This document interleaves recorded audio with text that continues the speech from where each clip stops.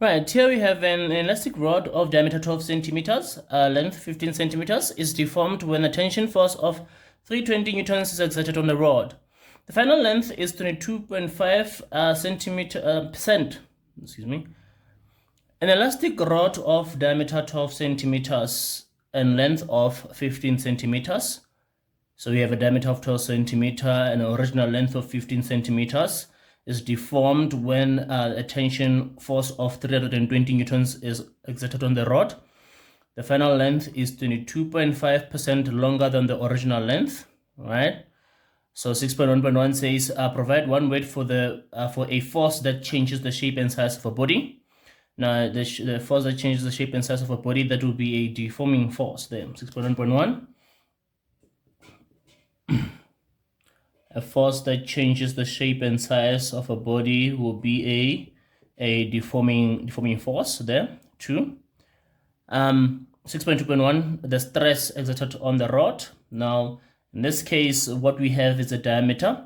If we have a diameter, it means that we must calculate the area. We already have the force. The force is already in newtons, in SI units. So we have to first calculate the area there. So 6.2.1, the first step is to say, now we have a diameter of 12 centimeters there. So the first thing that we do with this diameter, we convert it to meters by dividing it by 100. The 12 is going to be 0.12 meters there. Now once our diameter is in meters, now we can substitute it into the area formula for diameter. Is pi diameter squared over 4. That's when we have diameter. And then it's going to be pi diameter of 0.12 squared over 4.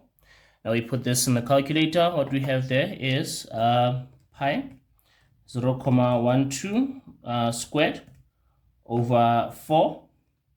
We have then 0.01130973355 square meters of area. Now, once we have the area, now it's time for us to use the stress formula. It says that by definition, stress is the internal restoring force per unit area.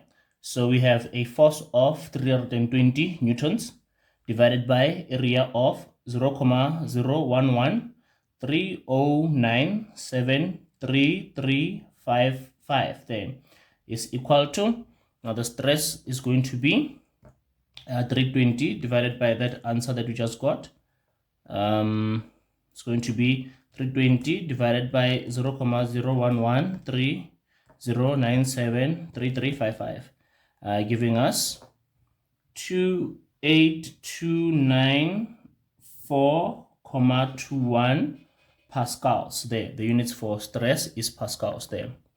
Okay, that will be 4 marks for that. 1 for getting the area, and 1, 2, 3 there. Okay. And then 6.2.2 says calculate the strain. Now what do we have here?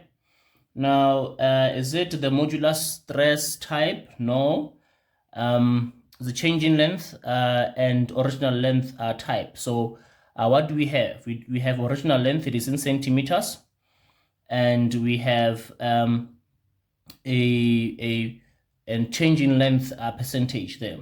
So what we can do here is we can say that we have an original length of 15 centimeters.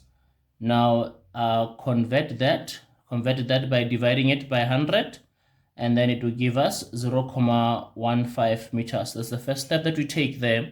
And then we want to find out what is the change in length. What is the 22.5% of this there.